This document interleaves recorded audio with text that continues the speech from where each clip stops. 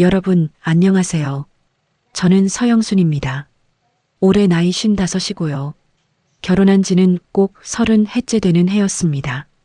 25에 시집와서 시어머니 모시고 남편 뒷바라지하고 자식 둘 키우면서 그렇게 살아왔습니다.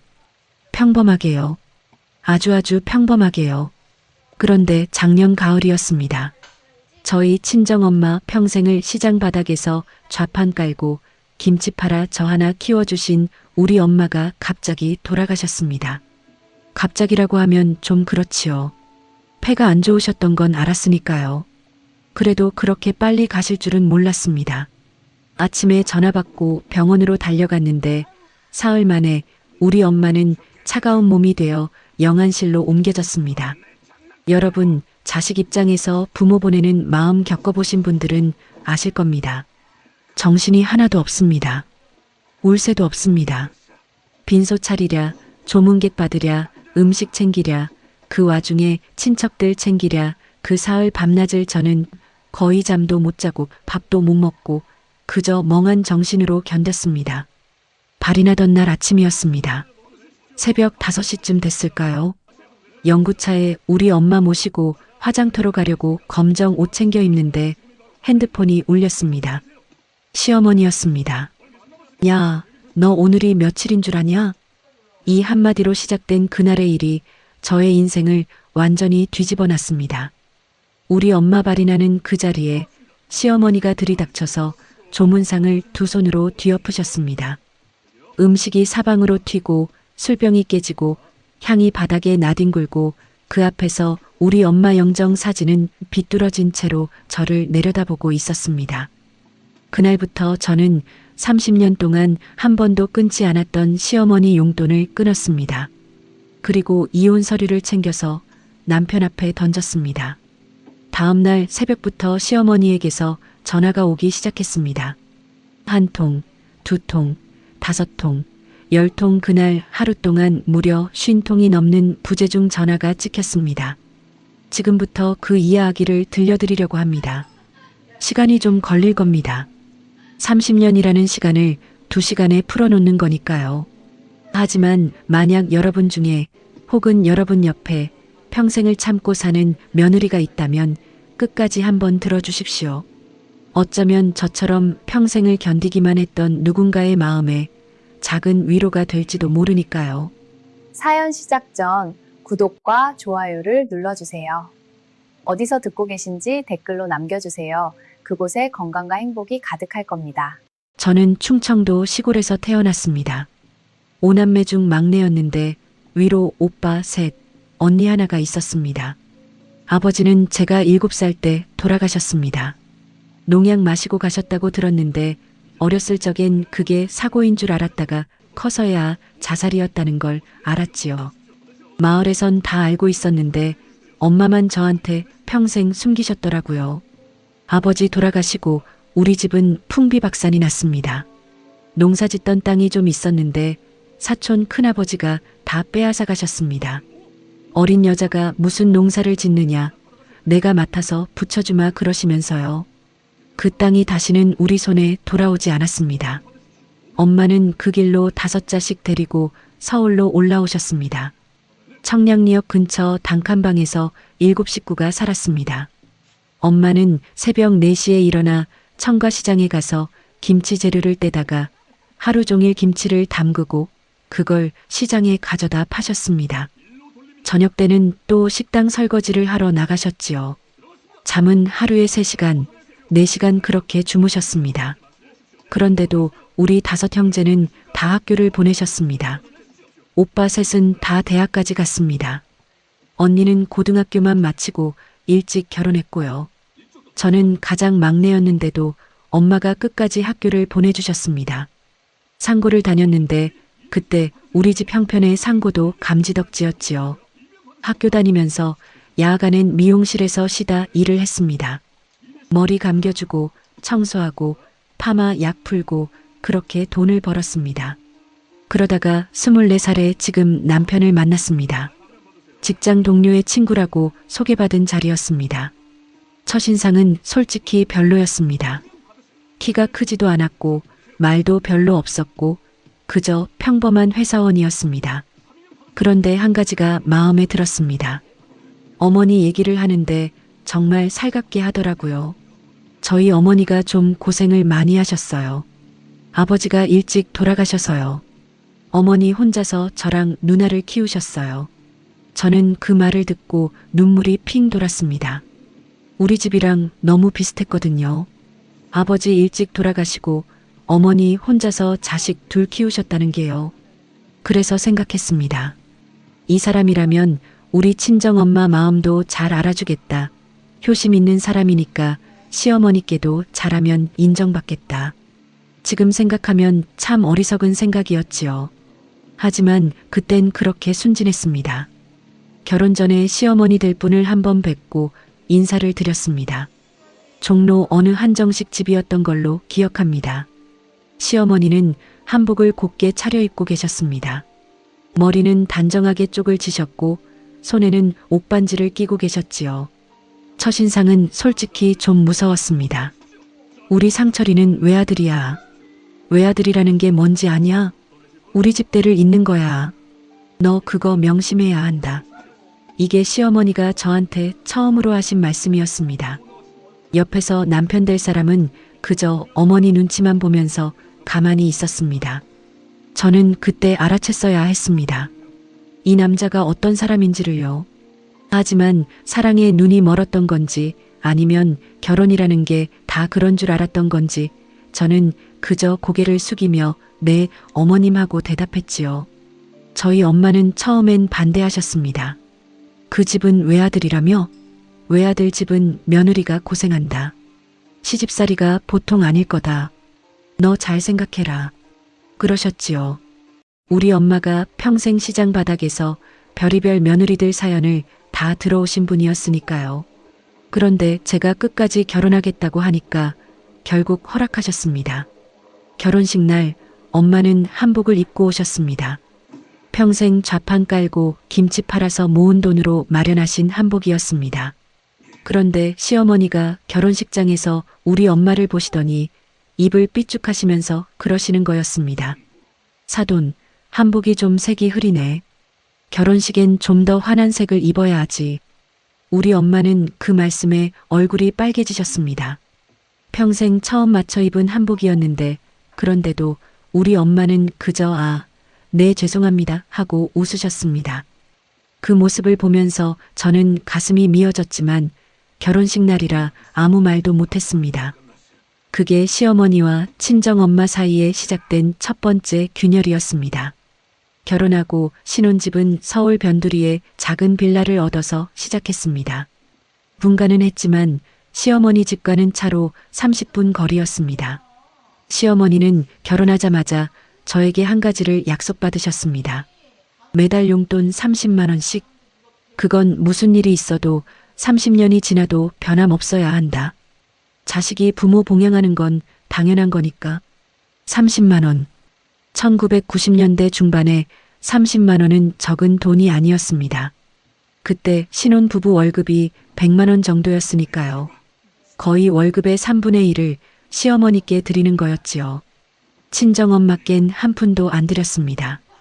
친정엄마는 엄마는 시장에서 김치 팔아서 먹고 살 수 있으니까 걱정 말라고 하셨거든요. 우리 엄마는 평생 그러셨습니다. 자식한테 손 벌리는 거 싫어하셨어요. 매달 25일이 월급날이었습니다. 월급이 들어오면 그날 저녁에 바로 시어머니 통장으로 30만 원을 송금했습니다. 통장으로 보내고 나면 다음날 새벽에 어김없이 시어머니한테 전화가 왔습니다. 받았다. 늦지 마라. 그게 다였습니다. 고맙다는 말도 잘 쓰겠다는 말도 없었습니다. 그냥 받았다. 늦지 마라 뿐이었어요. 처음 몇 달은 저도 서운했지만 점점 그게 당연한 일상이 되었습니다. 첫에 임신했을 때였습니다. 입덧이 너무 심해서 회사를 그만뒀습니다. 그런데 시어머니가 그 얘기를 듣고는 펄쩍 뛰셨습니다. 뭐? 회사를 그만둬? 그럼 우리 용돈은 어쩌라고? 저는 그때 처음 알았습니다. 시어머니가 받으시는 그 30만 원은 내 며느리의 정성이 아니라 내 며느리가 마땅히 바쳐야 할 의무였다는 거리요. 남편한테 그 얘기를 했더니 남편은 그저 한숨만 쉬면서 그래도 어머니가 너 시집살이 안 시키시잖아. 30만 원이 뭐 그렇게 크냐고 그러더군요. 저는 임신한 몸으로 다시 일을 시작했습니다. 동네 미용실에서 파트타임으로요. 새벽엔 동네 슈퍼에서 계산도 받습니다. 그렇게 해서 30만 원을 꼬박꼬박 붙였습니다. 친정엄마가 그 얘기를 듣고 한 번은 우리 집에 오셨다가 우셨습니다. 영순아, 엄마가 미안하다. 엄마가 돈이 좀 있었으면 너 이렇게 고생 안 하게 해줬을 텐데. 그때 저희 엄마 손이 정말 거칠었습니다.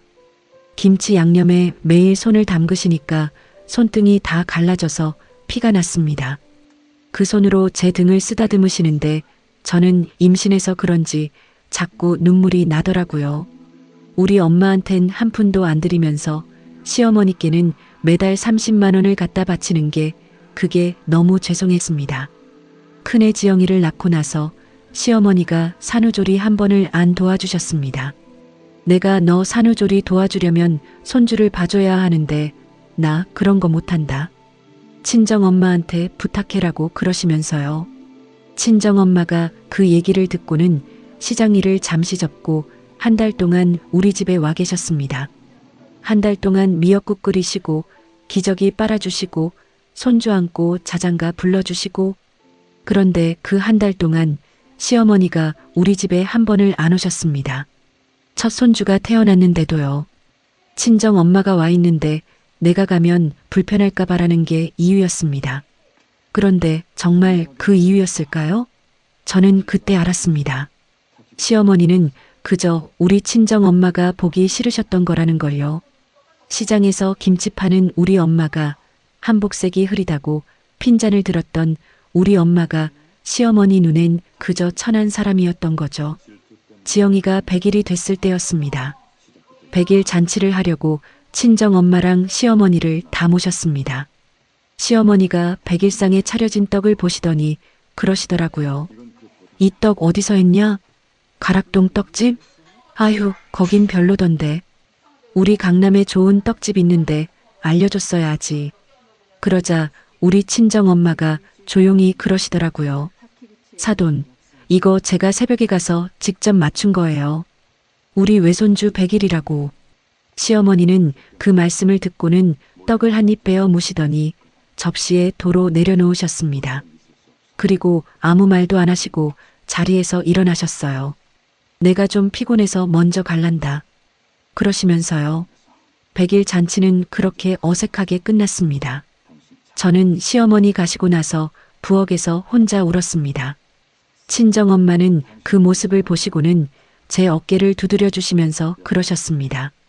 영순아, 우는 거 보이지 마라.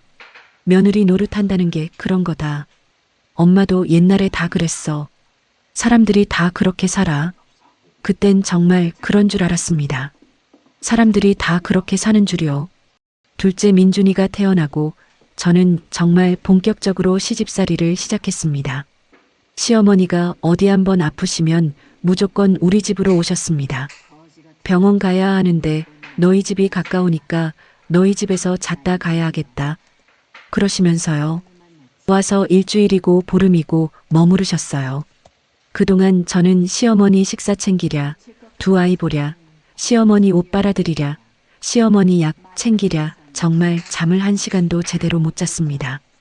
그러면 또 시누이는 어떻게 했냐고요? 시누이는 1년에 한두 번 친정에 왔습니다. 그것도 명절이나 시어머니 생신 때요. 평소엔 코빼기도 안 비치다가 어쩌다 한번 오면 시어머니가 그러셨습니다. 우리 딸이 제일이지. 며느리는 며느리고 딸은 딸이지. 그 옆에서 저는 음식을 차리고 있었습니다. 시누이가 한 번은 친정에 와서 자고 가는 날이었습니다. 시누이 신랑이 회사 일로 출장을 가서 혼자 친정에 잘 곳이 없다고요. 그래서 우리 시어머니 집에 와서 자기로 했는데 시어머니가 갑자기 저한테 전화를 하시더라고요. 영순아, 너 와서 시누이 밥 좀 해줘라. 내가 무릎이 아파서 못하겠다. 그날이 토요일이었습니다. 저는 일하다가 오랜만에 쉬는 날이었고 아이들 데리고 동물원에 가기로 약속했던 날이었습니다. 그런데 시어머니가 그렇게 부르시니까 결국 약속을 취소하고 시어머니 집으로 갔습니다. 시누이는 거실 소파에 비스듬히 앉아서 텔레비전을 보고 있었고 시어머니는 안방에서 누워 계셨습니다. 저는 부엌에서 시누이가 좋아한다는 갈비찜을 만들고 잡채를 만들고 김치찌개를 끓였습니다. 그날 점심부터 저녁까지 부엌에서만 5시간을 보냈습니다. 밥상을 차려놓으니까 시누이가 한 입 먹어보더니 그러더라고요. 옳게 잡채에 시금치가 너무 많이 들어갔네. 우리 엄마는 시금치 별로 안 좋아하시는데.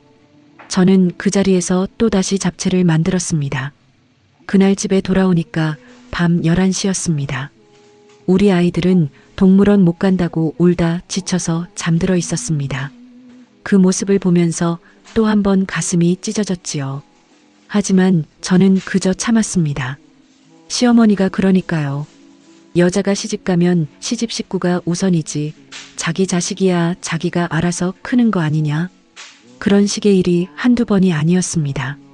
명절이 되면 명절 음식 다 제가 했습니다. 시어머니 생신, 시아버지 제사, 시조부모 제사, 시증조부모 제사 1년에 제사가 5번이었습니다. 그 5번을 다 저 혼자서 했습니다. 시누이는 와서 손님 노릇만 했지요. 시어머니는 부엌에 들어와서 음식 만들면 이건 짜다, 저건 싱겁다 잔소리만 하셨습니다. 한 번은 시아버지 제사 음식을 만드는데 시어머니가 부엌에 와서 그러시더라고요. 영순아, 너 친정엄마는 제사 안 지내냐? 네, 어머니. 저희 친정은 기독교라서 제사 안 지내요. 기독교? 아휴, 다 늙어서 무슨 기독교야. 너네 친정엄마 죽으면 어디로 갈 줄 알고. 저는 그 말씀에 손에 들고 있던 부침개 뒤집개를 떨어뜨릴 뻔했습니다. 우리 친정엄마가 평생 새벽 기도 다니시면서 키우신 자식들인데 그런 말씀을 그렇게 함부로 하시다니요. 하지만 저는 그날도 참았습니다. 지영이가 초등학교 6학년 때였습니다. 학교에서 받아쓰기 시험을 봤는데 60점을 받아왔습니다. 그날 시어머니가 우리 집에 오셨다가 그 시험지를 보시고는 그러시더라고요. 애미가 애를 안 가르치니까 이렇게 공부를 못하지.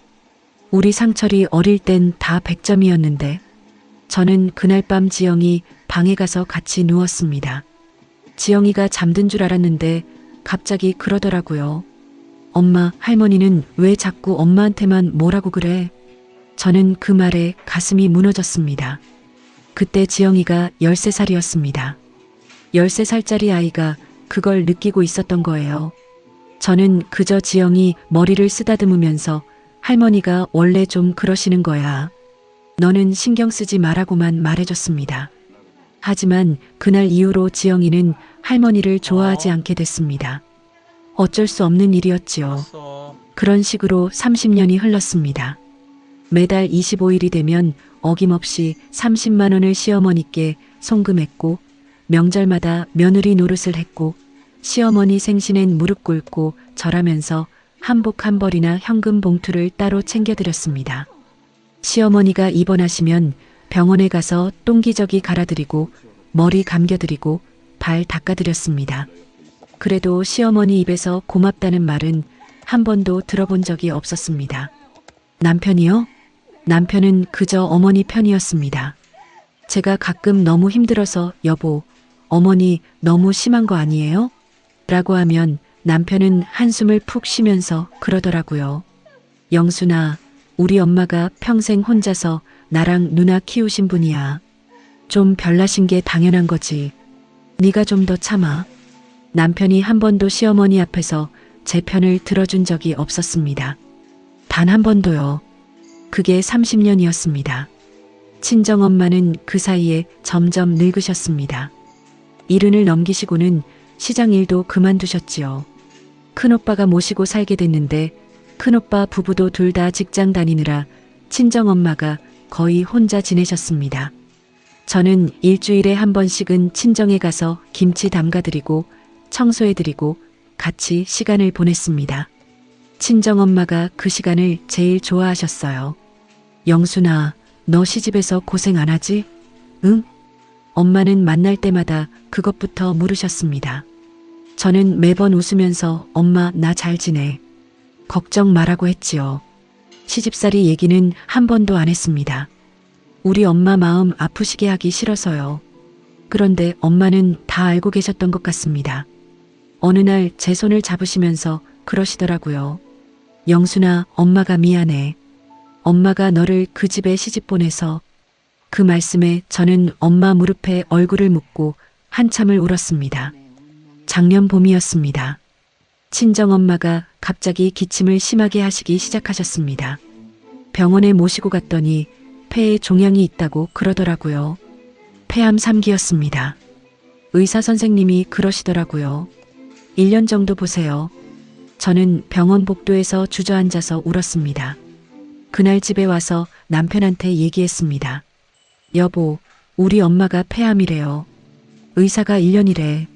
남편은 잠시 가만히 있더니 그러더라고요. 그래, 그럼 어떻게 해야 되지?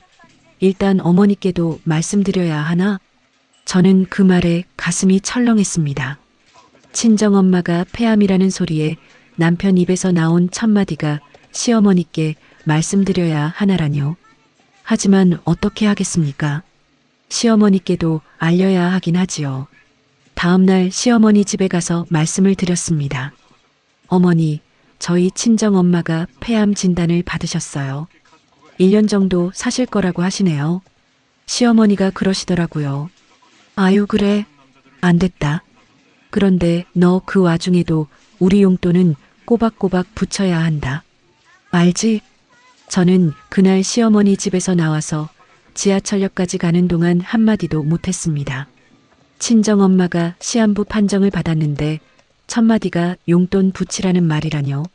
그래도 저는 그날도 참았습니다. 늙으셔서 그러시는 거다. 정신이 좀 흐려지신 거다. 그렇게 저 자신을 속이면서요. 그때부터 저는 친정엄마를 모시기 시작했습니다. 큰오빠 집에 계시기 어려워지셔서 저희 집으로 모시기로 한 거였지요. 남편은 처음엔 반대했습니다. 장모님 모시면 어머니가 어떻게 생각하시겠어라면서요. 하지만 제가 한 번도 안 했던 고집을 부렸습니다. 여보, 우리 엄마야. 1년밖에 못 사신대요. 마지막을 어떻게 큰오빠 집에서 외롭게 보내시게 해요? 제 평생 한 번만 부탁할게요. 남편은 한참을 망설이다가 결국 허락했습니다. 친정엄마는 우리 집 작은 방에 모시고 매일 식사 챙기고 약 챙기고 병원 모시고 다녔습니다. 시어머니께는 평소처럼 매달 25일에 용돈을 붙였습니다. 명절 때도 갔습니다. 시어머니 생신 때도 갔습니다. 한 번도 빠지지 않았습니다. 그렇게 5개월쯤 지났을 때였습니다. 친정엄마가 갑자기 상태가 나빠지셨습니다. 의사가 1년이라고 했는데 그것보다 훨씬 빨리 나빠지신 거였지요. 호스피스 병동으로 옮기시고 저는 거의 매일 병원에서 살다시피 했습니다. 그 와중에도 시어머니께 매달 용돈을 붙이는 건 잊지 않았습니다. 작년 9월 26일이었습니다. 새벽 3시쯤이었던 걸로 기억합니다. 병원에서 전화가 왔습니다. 보호자분, 빨리 와주세요. 저는 그 길로 병원으로 달려갔습니다. 친정엄마는 산소호흡기를 쓴 채로 가쁜 숨을 쉬고 계셨습니다. 의식은 거의 없으셨지요. 저는 엄마 손을 꼭 잡고 그저 엄마 그것밖에 못했습니다. 새벽 5시 17분에 우리 엄마는 숨을 거두셨습니다. 평생 한 번도 호강 못 해보시고 평생 새벽 4시에 일어나서 김치 담그시던 우리 엄마가 그렇게 가셨습니다. 그날부터 사흘이 어떻게 지나갔는지 기억이 안 납니다. 빈소 차리고 큰오빠 부부 오시고 작은오빠 부부 오시고 언니랑 형부 오시고 친척들 오시고 친정엄마 시장 동료들 오시고 정말 정신없이 사흘이 흘렀습니다. 남편도 옆에서 도와줬습니다. 조문객 응대도 하고 화장터 예약도 하고 연구차도 알아보고요. 그래도 남편이 그때만큼은 사람 같았어요. 저는 진심으로 고마웠습니다. 그런데 그 사흘 동안 시어머니는 한 번을 안 오셨습니다. 빈소예요. 사돈이 돌아가셨으면 와서 조문이라도 한 번 하시는 게 도리잖아요. 그런데 시누이도 안 왔고 시어머니도 안 오셨습니다. 남편이 빈소에서 어머니께 전화를 했습니다. 어머니, 빈소에 한번 와주세요. 처가 식구들도 다 와 있어요. 전화기 너머로 시어머니 목소리가 들렸습니다. 아이고, 내가 무릎이 아파서 못 가겠다. 사돈이 돌아가셨다니 안 됐다. 그런데 영순이 보고 정신 좀 차리라고 해라. 발인이고 뭐고 사람 사는 게 더 중요한 거니까. 저는 그 말씀을 듣고 한참을 멍하니 서 있었습니다. 사람 사는 게 더 중요하다는 게 무슨 뜻일까? 친정엄마가 돌아가셔서 발인하는 것도 사람 사는 거 아닌가? 그때 저는 그저 그렇게만 생각했습니다. 문제는 발인을 하루 앞둔 날 밤에 터졌습니다. 그날이 9월 28일이었습니다. 그러니까 9월 25일이 친정엄마가 임종하시기 하루 전날이었던 거지요. 시어머니께 용돈을 붙여야 하는 25일이었던 겁니다. 그런데 저는 그날 새벽부터 병원에 가서 친정엄마 임종을 지키고 있었습니다. 25일에 용돈 붙이는 걸 까맣게 잊어버린 거지요. 26일에 임종, 27일에 입관, 28일에 발인 준비, 29일에 발인. 그 사이에 저는 통장이고 송금이고 단 한 번도 생각해 본 적이 없었습니다. 친정엄마 보내는 게 전부였으니까요. 28일 저녁이었습니다. 빈소를 정리하고 다음날 발인 준비를 하고 있는데 시어머니께 전화가 왔습니다. 핸드폰 화면에 시어머니라는 글자가 뜨는데 저는 그때까지만 해도 어머니가 마음이 좀 풀리셔서 위로 전화 주신 건가 했습니다. 그래서 얼른 받았습니다. 네, 어머니. 야, 너 오늘이 며칠인 줄 아냐? 네, 28일이요. 내일이 저희 엄마 발인이에요. 내가 묻는 건 그게 아니다. 너 25일에 뭐 했냐고. 저는 그 순간 가슴이 철렁했습니다. 용돈. 25일. 용돈 송금. 그게 머릿속에 번개처럼 스쳐 지나갔습니다. 하지만 친정엄마 발인을 하루 앞둔 날에 시어머니가 그 얘기를 하실 거라곤 상상도 못했습니다. 어머니 죄송해요. 제가 정신이 없어서 깜빡했어요. 내일 발인 끝나고 바로 붙여드릴게요. 정말 죄송합니다. 전화기 너머에서 잠시 침묵이 있었습니다. 그러더니 시어머니가 그러시더라고요. 내일 붙인다고? 너 내가 그 돈 며칠 늦게 받아도 된다고 했냐? 안 했냐? 30년 동안 한 번도 늦은 적이 없었는데 친정엄마 죽었다고 그게 면제냐? 저는 그 말씀에 손이 떨리기 시작했습니다. 발인을 하루 앞둔 며느리한테, 그것도 사돈이 돌아가신 며느리한테 시어머니가 하실 말씀이 그건가 싶더라고요. 그래도 저는 끝까지 죄송하다고만 말씀드렸습니다. 어머니, 정말 죄송해요. 제가 내일 새벽에 인터넷 뱅킹으로라도 붙여드릴게요. 발인이 새벽이라서. 됐다. 됐어. 어차피 너 정신없을 텐데 내가 직접 감아. 내일 발인이라고? 어디서 한다고? 저는 그 말씀에 가슴이 더 철렁했습니다. 네, 어머니, 내일 화장터에서 발인하는데 어머니가 거기를 어떻게... 왜? 못 와? 사돈 발인이면 시어머니가 가야 하는 거 아니냐? 내가 가서 너 정신 차리게 해야 하겠다. 화장터 주소 알려줘라. 저는 화장터 주소를 알려드리고 전화를 끊었습니다. 끊자마자 가슴이 두근두근거리기 시작했습니다. 시어머니가 이제 와서 발인해 오신다? 분명히 무슨 일을 벌이실 것 같다는 예감이 들었습니다. 그런데도 저는 그저 설마 그러시진 않겠지 하고 마음을 다잡았습니다. 남편한테 전화 얘기를 했더니 남편은 또 그러더라고요. 어머니가 너 위로해 주려고 오시는 거지.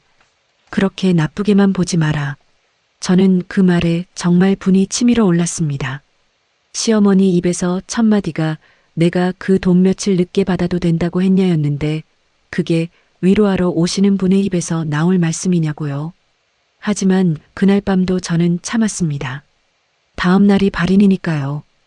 우리 엄마 보내는 일이 더 중요했으니까요. 그날 밤은 잠을 한숨도 못 잤습니다. 다음날 새벽 일찍 일어나서 검정 상복으로 갈아입고 머리를 단정하게 묶고 화장도 안 한 채로 빈소로 갔습니다. 큰 오빠가 영정 사진을 들고 작은 오빠가 위패를 들고 저는 그 뒤를 따라서 영구차에 올랐습니다. 화장터까지 가는 동안 저는 한마디도 못했습니다. 그저 차창 밖을 바라보면서 우리 엄마 평생을 머릿속에 그려봤습니다. 시장에서 김치 팔던 모습, 새벽에 일어나서 약 챙기시던 모습, 손주들 안고 자장가 불러주시던 모습. 화장터에 도착했습니다. 화장 들어가기 전에 마지막 인사를 드리는 시간이 있었습니다. 저는 우리 엄마관에 손을 얹고 마지막으로 인사를 드렸습니다. 엄마 잘 가요. 엄마가 평생 고생만 하셨는데 이제 거기서는 편히 쉬세요. 엄마. 그때였습니다. 화장터 입구에서 큰 소리가 들렸습니다. 여기가 어디야? 우리 며느리 어디 있어? 저는 그 목소리를 듣고 등골이 오싹했습니다. 시어머니였습니다. 시어머니가 화장터 안으로 들이닥치셨습니다. 시어머니는 검정 옷도 아니고 빨간 자수가 들어간 한복을 곱게 차려입고 오셨더라고요. 머리는 새로 한 듯 부풀려져 있었고 입술엔 빨간 립스틱까지 칠하고 계셨습니다. 사람이 발이 나는 자리에 빨간 한복이라뇨. 빈소에 오시는 분이 그런 차림으로 오신다는 게 말이 됩니까? 옆에 시누이도 같이 왔습니다. 시누이는 그래도 검정 옷을 입고 왔는데 손에 명품 핸드백을 들고 있더라고요. 화장터 한가운데서 시누이가 두리번거리면서 그러더라고요. 엄마, 여기 너무 음침해. 빨리 끝내고 가자. 저희 큰오빠랑 작은오빠가 그 모습을 보고 어이가 없으셨는지 한참을 멍하니 서 계셨습니다. 친척들도 다 시어머니랑 시누이를 쳐다봤지요. 저는 너무 부끄러워서 얼른 시어머니 앞으로 다가갔습니다. 어머니, 일단 저쪽 빈소로 가서. 빈소? 됐다. 나는 너랑 할 얘기가 있어서 왔어. 어디 조용한 데 가자. 그 말씀이 끝나기도 전에 시어머니가 화장터 옆에 마련된 조문상 쪽으로 걸어가셨습니다. 거기엔 친정엄마 영정 사진이 모셔져 있었고 조문객들이 절하고 가실 수 있도록 향과 술잔이 놓여 있었습니다. 그리고 그 옆엔 음식이 차려진 작은 상이 있었지요. 시어머니가 그 조문상 앞에 서시더니 갑자기 우리 엄마 영정 사진을 노려보시더라고요. 그리고 손가락으로 사진을 가리키면서 그러셨습니다. 이 여자가 죽었다고 우리 며느리가 정신을 못 차리고 있단 말이지? 어디 누군지 한번 봅시다. 저는 그 순간 정말 머릿속이 하얘졌습니다. 이 여자라뇨? 우리 엄마한테 이 여자라뇨? 입을 열려고 했는데 말이 나오질 않았습니다. 그러는 사이에 시어머니가 그 작은 손으로 조문상을 잡으시더니 두 손으로 확 들어 올리셨습니다. 쾅! 조문상이 뒤집어졌습니다. 음식 접시들이 사방으로 튀고 술병이 깨지고 향이 바닥에 굴렀습니다. 우리 엄마 영정 사진은 옆으로 비뚤어지면서 바닥에 떨어졌습니다. 액자 유리가 깨졌습니다. 우리 엄마 얼굴 위로 유리 조각이 흩어졌습니다. 그 순간 화장터 안이 쥐 죽은 듯이 조용해졌습니다. 모두가 멈춰섰습니다. 친척들도 직원들도 다른 가족분들도 다 시어머니를 쳐다봤습니다. 시어머니가 그 깨진 영정 사진을 발끝으로 툭 차시면서 그러시더라고요. 죽은 네 엄마가 뭐가 그리 중하다고. 30년 동안 한 번도 안 늦은 우리 용돈을 안 보내. 죽은 사람이 뭐가 중요해. 산 사람이 중요하지. 이런 미친 며느리를 봤나? 그때 큰오빠가 시어머니께 다가가셨습니다. 사돈, 지금 뭐 하시는 겁니까? 여기가 어디라고 이러십니까? 뭐? 사돈? 사돈이 사돈답게 굴어야 사돈이지. 사돈이라는 양반이 평생 시장 바닥에서 김치 팔아서 자식 키운 거 자랑이라고 우리 며느리한테 떠벌리고 우리 며느리를 사돈 노릇이나 하느라 시집 잃은 등한시하게 만들고 어디 사돈답게 굴었나? 우리 며느리 정신 차리게 하려면 그 영정 사진은 부숴버려야 한다고. 작은 오빠가 그 말씀에 분을 못 참고 시어머니 멱살을 잡으려고 했습니다. 그걸 또 옆에 있던 시누이가 막아섰지요. 어머, 어머, 우리 엄마 어쩌려고. 폭력은 안 돼요. 노인을 때리는 게 어디 있어요. 화장터가 완전히 난장판이 됐습니다. 직원들이 달려와서 말리고 친척들은 비명을 지르고 저는 그 자리에 주저앉아서 우리 엄마 깨진 영정 사진을 손으로 만지고 있었습니다. 유리 조각이 손가락에 박혔는데 아픈 줄도 몰랐습니다. 그저 우리 엄마 얼굴이. 그때 남편이 어디서 나타났는지 시어머니랑 저 사이에 와서 그러더라고요. 어머니, 일단 일어나세요. 영순아, 너도 진정해. 어머니가 좀 흥분하셔서 그러신 거야. 사돈도 좀 진정하시고요. 남편이 시어머니 편을 들었습니다. 자기 장모님 영정 사진이 바닥에 떨어져서 깨졌는데 남편 입에서 나온 말이 어머니가 좀 흥분하셔서 그러신 거였습니다. 저는 그 말을 듣고 뭐랄까 머릿속에서 무언가가 끊어지는 소리가 들렸습니다. 정말로요. 사람이 갑자기 그렇게 되는 경우가 있더라고요. 저는 그 자리에서 천천히 일어났습니다. 손에서 피가 흐르고 있었지만 신경 쓰지 않았습니다. 시어머니 앞으로 한 걸음 다가갔습니다. 어머니, 한 번만 다시 말씀해 주세요. 방금 뭐라고 하셨어요? 시어머니가 콧방귀를 뀌시면서 그러시더라고요. 뭐긴 뭐야. 죽은 네 엄마가 뭐가 그리 중하냐고 했지. 산 사람이 중요한 거야, 산 사람이. 저는 그 말씀을 듣고 빙긋이 웃었습니다. 정말로요. 웃음이 나오더라고요. 30년 동안 한 번도 시어머니 앞에서 큰 소리 친 적이 없었던 제가 그 자리에서 처음으로 웃었습니다. 그리고 시어머니 눈을 똑바로 바라보면서 그랬습니다. 네, 어머니. 잘 알겠습니다. 산 사람이 중요한 거죠. 그럼 저도 이제부터 산 사람으로 살아보겠습니다. 시어머니가 그 말씀에 잠시 멈칫하시더라고요. 그러면서 그러셨어요. 뭐라고? 너 지금 나한테 뭐라고 했어? 산 사람이 중요하다고 하셨잖아요. 그럼 저도 산 사람이니까 이제부터 제가 살 길을 찾아가겠다고요. 그 말을 끝으로 저는 우리 엄마 영정 사진을 챙겼습니다. 깨진 액자에서 사진만 빼냈습니다. 큰오빠가 와서 제 손을 잡고 화장터 안쪽으로 데려가셨습니다. 큰오빠 어깨가 떨리고 있었습니다. 작은 오빠도 옆에서 눈물을 흘리고 계셨고요. 그날 우리 엄마는 그렇게 가셨습니다. 마지막 가시는 길에 시어머니한테 그런 모욕을 당하시고요. 화장이 끝나고 유골함을 받아 안았을 때 저는 우리 엄마한테 속으로 그랬습니다. 엄마 미안해. 엄마가 평생 고생하시면서 키워주신 딸이 이런 꼴을 당하게 해서 미안해. 그런데 엄마, 이제 더 이상은 안 그럴게. 엄마, 우리 엄마 딸이 이제부터 제대로 살아볼게. 집에 돌아오는 길에 저는 아무 말도 안 했습니다. 차 안에서 남편이 옆에서 자꾸 말을 걸었지만 저는 한마디도 안 했습니다. 남편이 결국 화를 내더라고요. 영순아, 너 왜 그래? 어머니가 좀 심하셨던 건 인정해. 그런데 너도 너잖아. 30년 동안 한 번도 안 늦었던 거 한 번 늦었기로써니 어머니 입장에서는 서운하실 만하잖아. 어머니가 원래 그런 거 신경 많이 쓰시는 분이잖아. 저는 그제서야 입을 열었습니다. 여보, 응? 우리 엄마 영정 사진이 깨졌어요. 그건 그렇지. 미안해. 어머니가 좀. 우리 엄마 얼굴 위로 유리 조각이 떨어졌어요. 그리고 당신은 우리 엄마 영정 사진보다 어머니가 흥분하신 게 더 걱정됐죠. 남편은 그 말에 한참을 가만히 있었습니다. 그러더니 그러더라고요. 영순아, 그건 어머니는 어머니고 장모님은 장모님이지. 그건 다른 거잖아. 네, 알겠어요. 다른 거죠. 저는 그 말을 끝으로 다시 입을 닫았습니다.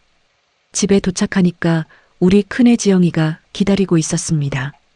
외할머니 발인이라서 회사에 휴가 내고 왔거든요. 화장터에 같이 가려고 했는데 제가 못 오게 했어요. 우리 지영이는 외할머니랑 정말 정 깊었어서 화장터에서 오는 거 못 볼 것 같았거든요. 지영이가 제 얼굴을 보더니 그러더라고요. 엄마 손이 왜 그래? 피나잖아. 저는 그제서야 손가락에 박힌 유리 조각이 생각났습니다. 욕실로 가서 핀셋으로 유리 조각을 빼내고 소독을 했습니다. 지영이가 옆에서 계속 물어봤습니다. 엄마, 무슨 일이야? 누구한테 맞은 거야? 저는 한참을 망설이다가 결국 지영이한테 다 얘기했습니다.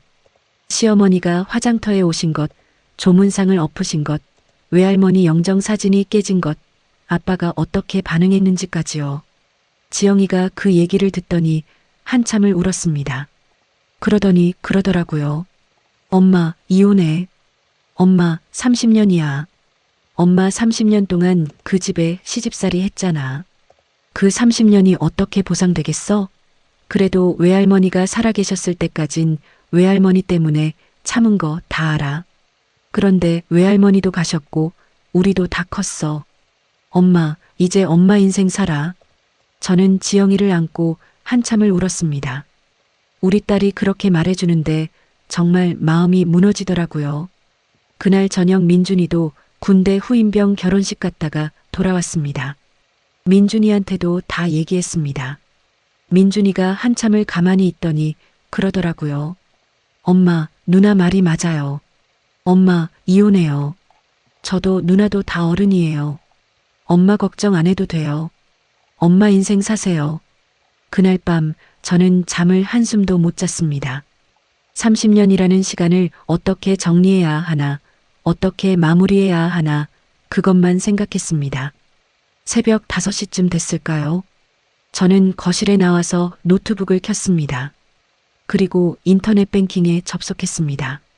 시어머니 통장으로 매달 30만 원씩 자동이체되도록 설정되어 있던 것을 저는 그날 새벽에 해지했습니다. 30년 동안 매달 25일에 어김없이 송금됐던 그 30만 원을요. 손가락이 조금 떨렸지만 끝까지 클릭했습니다. 이체 정지 완료라는 글자가 떴을 때 저는 처음으로 가슴이 후련해지는 걸 느꼈습니다. 그리고 그날 아침에 변호사 사무실에 전화를 걸었습니다. 친구 중에 변호사가 한 명 있었거든요. 친구가 제 얘기를 듣더니 그러더라고요. 영순아, 너 잘 결정했어. 일단 사무실로 와. 내가 다 도와줄게. 오전에 변호사 사무실에 가서 이혼 협의서를 작성했습니다. 위자료, 재산 분할, 모든 걸 다 정리했습니다. 친구가 그러더라고요. 영순아, 너는 30년 동안 가정 경제에 거의 다 기여한 사람이야.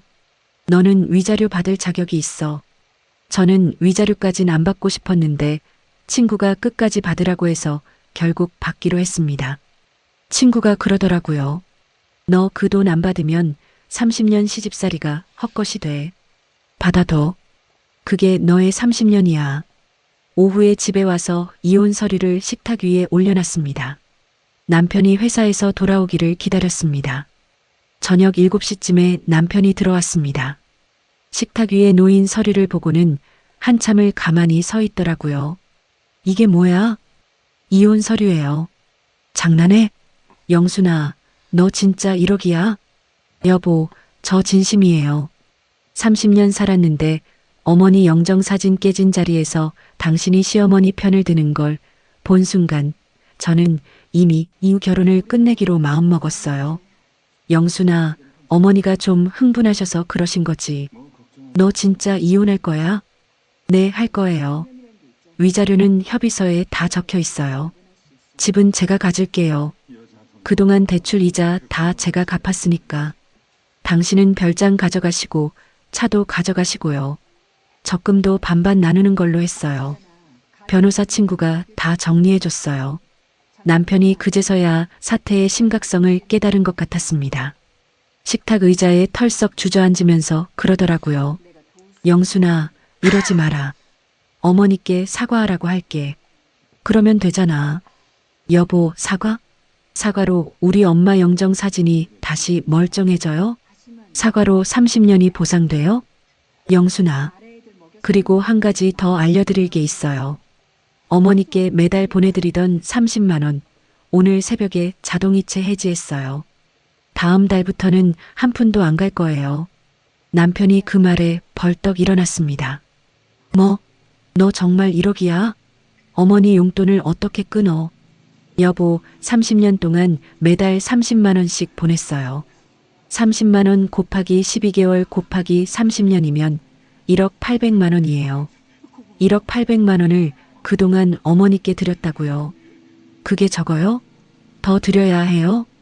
그건 자식된 돌이잖아. 자식된 돌이?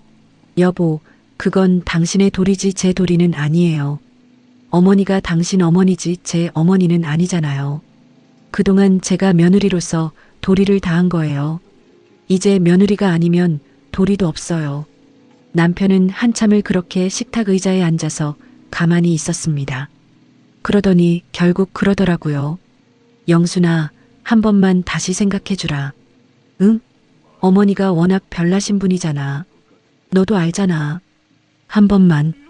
여보, 30년 동안 매번 그렇게 말씀하셨어요. 한 번만 그 한 번이 30년이 됐어요. 더 이상은 안 돼요. 그날 밤 남편은 짐을 챙겨서 시어머니 집으로 갔습니다. 가면서 그러더라고요. 내가 어머니랑 얘기해보고 다시 올게. 저는 대답도 안 했습니다. 남편이 나가고 나서 저는 거실에 혼자 앉아서 차를 한 잔 끓여 마셨습니다. 30년 동안 한 번도 누려보지 못한 그 평온함이 그 순간 느껴졌습니다. 그리고 그 다음날 새벽이었습니다. 새벽 5시쯤이었을 거예요. 핸드폰이 울리기 시작했습니다. 화면을 보니까 시어머니였습니다. 받지 않았습니다. 그러자 1분 후에 또 울렸습니다. 또 시어머니였습니다. 받지 않았습니다. 또 울렸습니다. 받지 않았습니다. 그렇게 5분, 10분 간격으로 시어머니한테서 전화가 계속 오기 시작했습니다. 받지 않으니까 문자도 왔습니다. 영순아, 빨리 전화 받아라. 영순아, 어디 아프냐? 영순아, 야, 이년아 전화 받아. 영순아, 미친년아. 문자가 점점 거칠어졌습니다. 그날 오후 2시쯤 됐을 때 부재중 통화가 50통이 넘어갔습니다. 정확히 53통이었던 걸로 기억합니다. 문자도 30개 넘게 와 있었고요. 저는 그 화면을 캡처해서 변호사 친구한테 보냈습니다. 친구가 그러더라고요. 영순아, 이거 다 증거다. 잘 보관해둬. 그날 저녁에 시어머니가 우리 집까지 찾아오셨습니다. 신우이랑 같이요.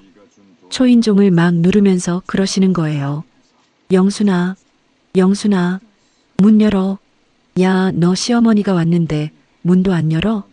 저는 인터폰을 통해서 그랬습니다. 어머니, 죄송한데요. 저 이제 어머니 며느리 아니에요. 이혼 서류 준비 중이에요. 그러니까 그냥 가세요. 뭐? 이혼? 이혼이라고? 야, 너 미쳤어? 우리 상철이 어디서 그딴 며느리를 들여서 30년을 끌고 왔는데. 어머니, 그래서 이제 끊는 거잖아요. 어머니, 다시는 우리 집에 오지 마세요. 한 번만 더 오시면 경찰에 신고할 거예요. 변호사도 다 알고 있어요. 신우이가 그 말에 발끈하더라고요. 옳게 어떻게 이래. 30년 며느리 노릇하다가 갑자기 이러는 게 어디 있어. 형님, 저는 차분하게 인터폰에 대고 말했습니다. 형님은 30년 동안 친정 와서 손님 노릇만 하셨죠. 명절에 음식 한 번을 안 하셨고 시어머니 입원했을 때 병문안 한 번을 제대로 안 가셨어요. 그래도 시어머니는 형님을 딸이 제일이라고 하셨어요. 저는 30년 동안 명절 음식 다 하고 시어머니 똥기저귀 다 갈아드리고 매달 30만 원씩 붙였어요. 그래도 저는 며느리였어요. 그게 시어머니랑 형님의 관계와 시어머니랑 저의 관계의 차이예요. 그러니까 형님, 어머니는 형님이 모시세요. 저는 이제 며느리 아니에요. 신우이가 그 말에 한참을 멍하니 서 있었습니다. 시어머니도요. 두 분이 결국 그날은 그냥 돌아가셨습니다. 그날 밤에 시어머니한테 또 전화가 왔습니다. 이번엔 받았습니다. 시어머니 목소리가 떨리고 있었습니다. 영순아, 어머니가 미안하다. 어머니가 너무 화가 나서 그랬어. 30년 동안 한 번도 안 늦었던 돈이 안 들어오니까 어머니가 너무 서운해서 어머니가 미안해. 응? 영순아. 어머니. 응, 영순아. 어머니가 진짜 서운하신 게 뭐였어요? 우리 엄마 발인 못 챙겨서 안 가셨다는 거였어요? 아니면 30만 원이 안 들어왔다는 거였어요? 시어머니가 한참을 가만히 있더라고요. 그게 무슨 말이냐? 어머니, 우리 엄마 폐암 진단 받았다고 말씀드렸을 때 어머니가 처음 하신 말씀 기억하세요? 그래도 너 우리 용돈은 꼬박꼬박 붙여야 한다. 알지? 였어요. 그게 어머니가 처음 하신 말씀이었어요. 우리 엄마가 시한부라는데 어머니는 용돈 걱정만 하셨어요. 우리 엄마 발인 한 번도 안 오셨잖아요. 사돈이 돌아가셨는데 빈소에도 한 번을 안 오셨어요. 그런데 발인하는 날 새벽에 전화해서 처음 하신 말씀이 너 25일에 뭐 했냐였어요. 어머니, 그게 어머니예요. 우리 엄마가 살아있을 때도 죽어가실 때도 돌아가신 후에도 어머니한텐 30만 원이 우리 엄마보다 더 중요했어요. 영순아, 그게 아니라 어머니, 마지막으로 한 가지만 말씀드릴게요. 어머니가 화장터에서 죽은 네 엄마가 뭐가 그리 중하냐고 하셨죠. 네, 죽은 사람보단 산 사람이 중요해요. 그래서 저도 이제부터 산 사람으로 살려고요. 30년 동안 죽은 사람처럼 살았으니까 이제부터는 진짜 산 사람처럼 살아볼게요. 어머니, 안녕히 계세요. 저는 그 말을 끝으로 전화를 끊었습니다. 그리고 시어머니 번호를 차단했습니다. 시누이 번호도 그날 밤에 다 차단했습니다. 그 후로는 그분들 목소리를 한 번도 들은 적이 없습니다. 남편이랑 이혼하는 과정은 생각보다 길게 끌었습니다. 남편이 처음엔 협의 이혼에 응하지 않았거든요. 그래서 결국 소송까지 갔습니다. 시어머니가 중간에 몇 번이나 사람을 보내서 저를 만나려고 했지만 저는 다 거절했습니다. 변호사 친구가 모든 걸 처리해줬습니다. 소송 과정에서 재미있는 일이 있었습니다. 시어머니가 법정에서 증인으로 나왔는데 판사 앞에서 그러시는 거예요. 저 며느리가 30년 동안 우리 집안에 한 게 뭐가 있어요? 매달 용돈 30만 원 보낸 게 다였어요. 그것도 친정엄마 죽었다고 한 달 빼먹었고요. 판사가 그 말씀을 듣고는 어이가 없으셨던지 안경을 고쳐 쓰시면서 그러시더라고요. 증인, 며느리분이 30년 동안 매달 30만 원씩 시어머님께 송금하셨다고 본인이 직접 말씀하셨는데 그게 한 게 없다는 표현에 들어맞는 행위입니까? 네, 그거 빼면 한 게 없어요. 며느리가 며느리 노릇을 했어야 하지. 증인, 며느리분이 30년 동안 명절 음식을 도맡아 하시고 증인이 입원하셨을 때 간병을 해드리고 매주 시댁을 방문해서 청소를 해드렸다는 사실에 대해서는 어떻게 생각하십니까? 그거야 며느리가 당연히 해야 하는 거잖아요. 법정 안에서 한숨 소리가 들렸습니다. 판사도 한숨을 쉬셨던 것 같아요. 그날 이후로 소송은 빠르게 진행됐고 결국 저는 위자료를 받고 이혼을 했습니다. 위자료는 적지 않은 금액이었습니다. 30년이라는 시간에 비하면 결코 충분하지 않은 돈이었지만 그래도 제 30년이 인정받은 것 같아서 기뻤습니다.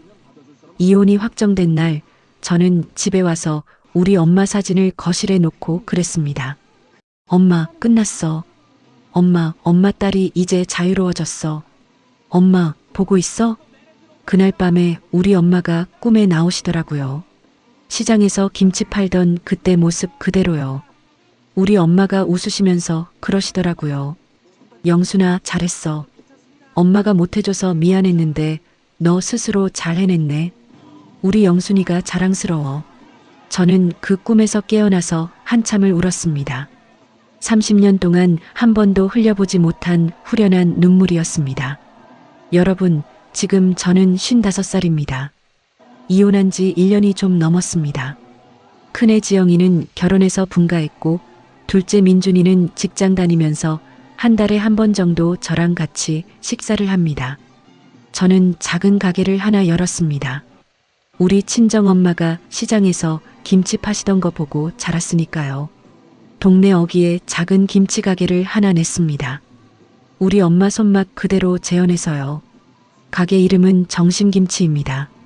우리 엄마 성함이 이정심이거든요. 가게 한쪽 벽에 우리 엄마 사진을 걸어놨습니다. 시장에서 김치 파시던 그때 모습이에요. 손님들이 가끔 물어보시면 저는 자랑스럽게 말씀드립니다.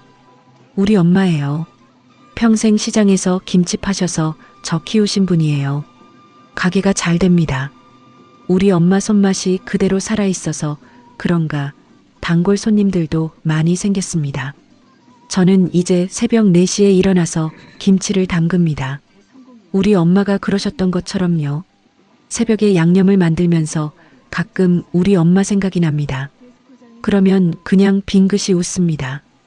우리 엄마도 이렇게 김치를 만드시면서 저를 키우셨겠지요. 남편 소식이요? 가끔 들립니다. 시어머니랑 함께 살고 있다고 하더군요.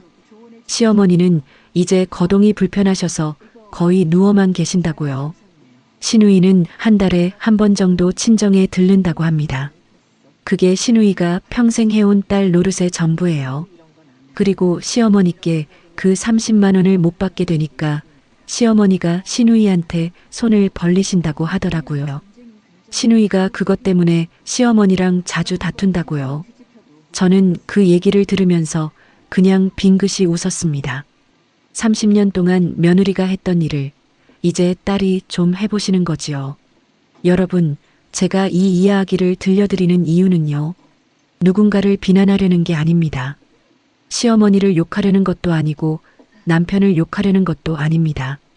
그저 평생을 참고 사신 며느리들께 평생을 견디기만 하신 어머니들께 한 말씀 드리고 싶어서예요. 여러분, 참는 것이 미덕인 시대는 지나갔습니다.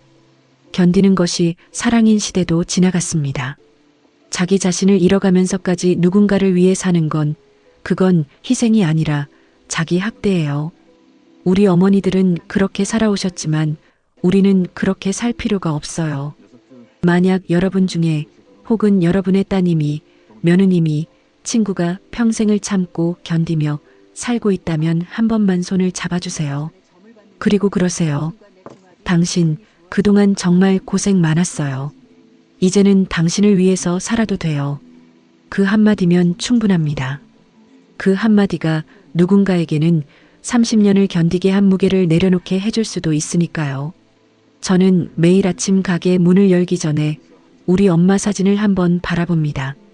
그리고 그래요. 엄마, 오늘도 잘 부탁드려요. 우리 엄마는 사진 속에서 환하게 웃고 계십니다. 시장에서 김치 팔던 그때 그 모습 그대로요. 저는 그 미소가 우리 엄마가 저한테 마지막으로 주신 선물이라고 생각합니다.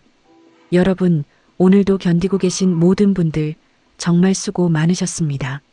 그리고 한 번쯤은 자기 자신한테도 수고했다고 말해주세요. 여러분의 인생도 충분히 그럴 가치가 있는 인생이니까요. 오늘 저의 30년 이야기를 끝까지 들어주셔서 정말 감사합니다. 여러분, 혹시 여러분도 비슷한 일을 겪고 계시거나 겪으신 적이 있으신가요? 30년을 참고 살아온 누군가가 마지막에 단호한 결정을 내린 이야기, 여러분의 마음에는 어떻게 다가왔는지 댓글로 들려주세요. 며느리로서, 딸로서, 아내로서, 어머니로서 여러분의 자리에서 묵묵히 버텨내고 계시는 모든 분들께 진심으로 응원의 말씀을 드립니다. 우리 모두 자기 자신을 잃지 않고 끝까지 자기 인생의 주인으로 살아갑시다. 다음 사연에서 또 만나 뵙겠습니다. 인생사연 우체국이었습니다. 오늘 하루도 부디 평안하시기를 바랍니다. 안녕히 계세요.